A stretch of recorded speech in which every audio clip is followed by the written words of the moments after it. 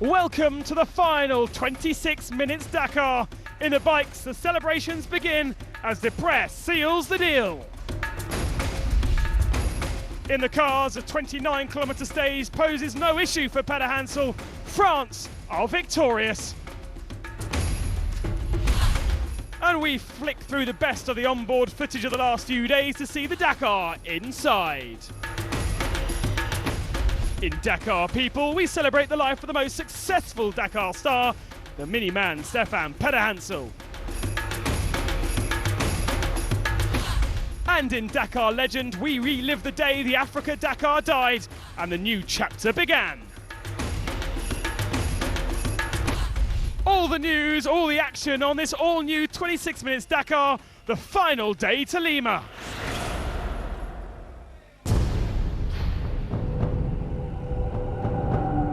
Previously in the bikes, over the last 14 stages, the KTM teammates of Coma and Depre have been neck and neck. That was until Depre got stuck in the mud.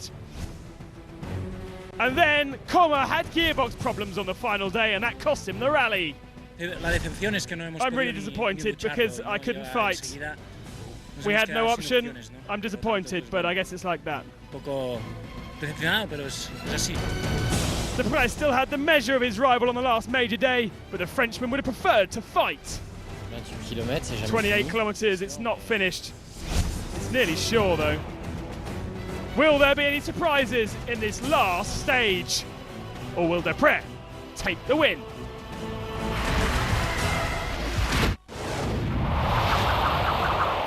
The final stage will take place about 100 kilometres outside Lima as the final celebrations of the 2012 event begin.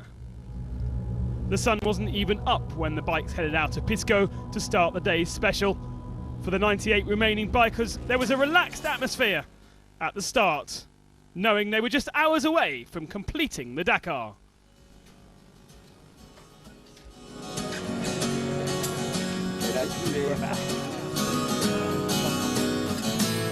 For some, it would be their first. Others have been here many times before.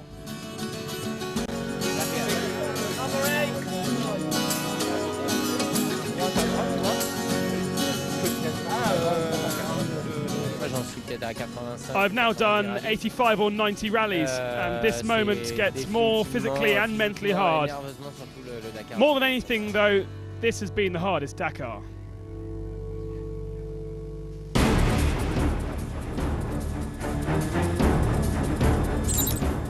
The starting order was reversed, meaning the fastest men would go at the end. It provided a fantastically busy sight as riders like Pal Anders Orbisetta carved through the field.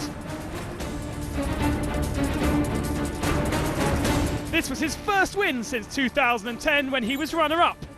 He lays 6th overall. 5th in the overall standings and 3rd of this final day was Stefan Svitko, his best result on a Dakar event aboard a private KTM. The Slovakian will be delighted with that. Bordone Ferrari in their first year have taken 4th, with Jordi Villedoms, his best ever result on a bike as well. Who would have thought that with just 3 months to prepare? There were certainly massive celebrations down at the end of the stage. Next year they'll be bringing back a specific machine. For Helder Rodriguez, this has been a rally without as much drama as last year, but the same result, 3rd spot. At times it was a slightly lonely ride for the Portuguese rider, who didn't have a challenger, but the fight against nature and his Yamaha was enough for him.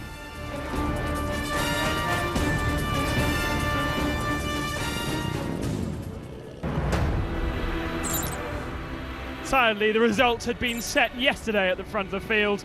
Mark Coma evidently disappointed, especially having to take that 45-minute penalty to change his engine for a second time.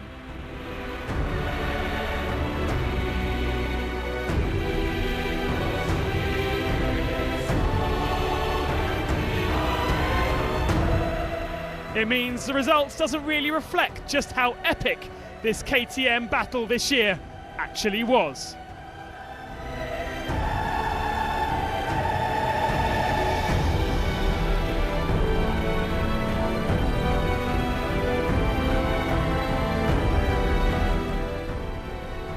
At the arrival area, Mark Comer still had a smile on his face.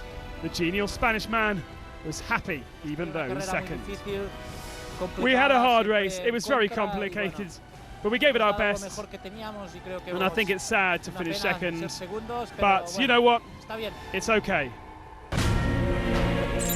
Today, Dakar rode with his teammate, just in case of any problems. Ruben Farrier hasn't really been needed much in this edition.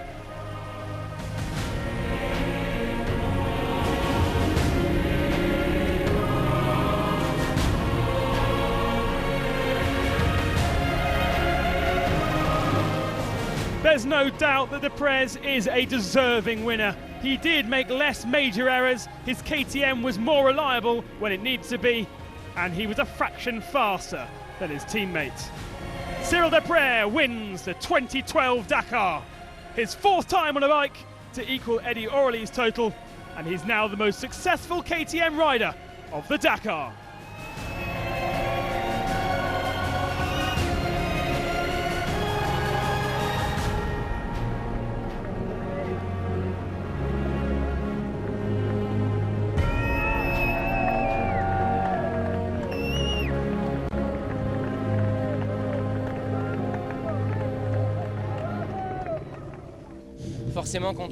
I'm really moved, I'm happy.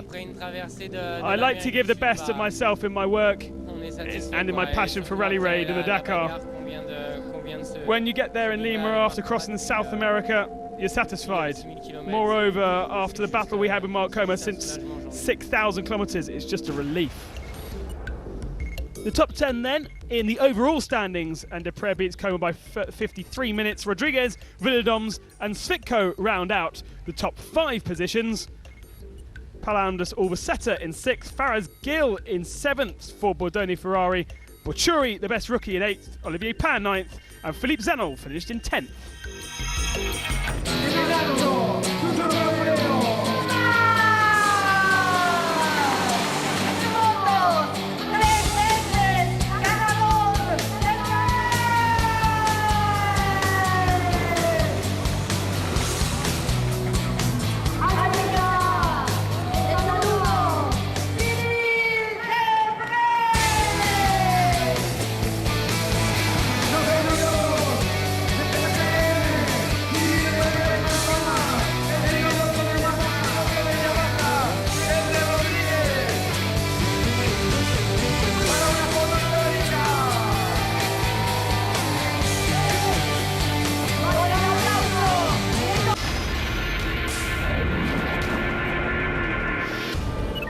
Argentine Thomas Maffei has been a worthy competitor to the Patronellis this year in the quads. With 4 stage wins, he took more than both Patronellis, including this final day. The gap was just 56 minutes by the end of the rally to Marcus Patronelli, who spent the last 2 days riding with his brother to protect his victory. After retiring last year, he's just happy to be at the finishing line. So the Patronelli domination continues. A 1-2 for the Argentine brothers and a second successive victory for younger brother Alejandro. He never dropped out of the top 3 after stage 3. It was an ideal Dakar for the 2 men. I just can't believe it. It's so very hard to win 2 consecutive Dakars. Last year I suffered a lot because of my hand and it was so painful. This year everything went well. From start to the end we had no problems, nothing. I couldn't expect this at all.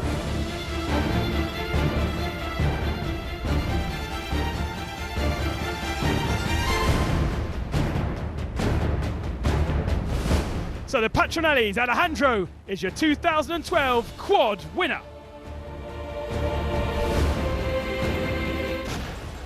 And there are the top 5 results. Patronelli and Maffei round out the top 3.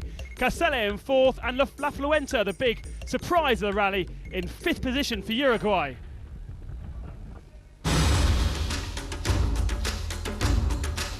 Coming next in the cars, Stevan Pederhansel just has 29 kilometers to go. Will he grab that victory?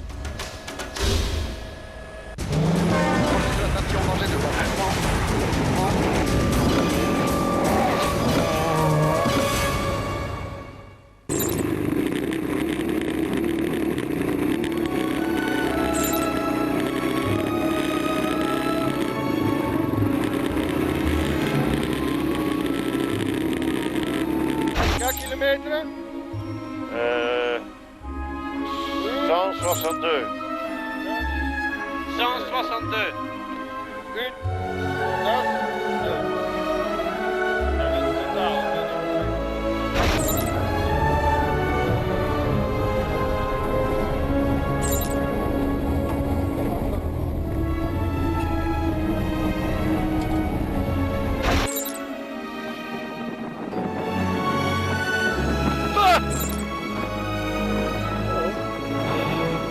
Zeg jij dat?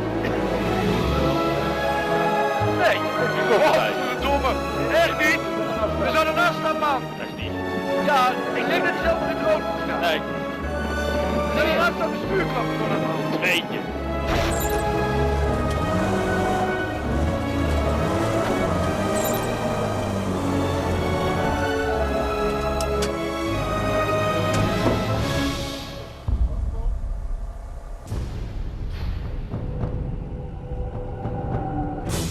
Previously in the cars, having been stalked since the beginning of the rally, Stefan Pederhansel is just 30 kilometers away from taking his 10th victory.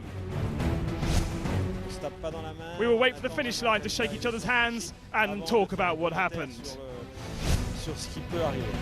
It was looking good for Nani Roma until the Peruvian Dunes cemented him in second spot. I think we haven't made any mistakes in the whole Dakar, and today we made them all at once. Robbie Gordon wants to embarrass the Minis. Instead, he embarrassed himself. Heading to the finish line in Lima, the results look set. Will the Peruvian Dunes throw up one last surprise? Find out later.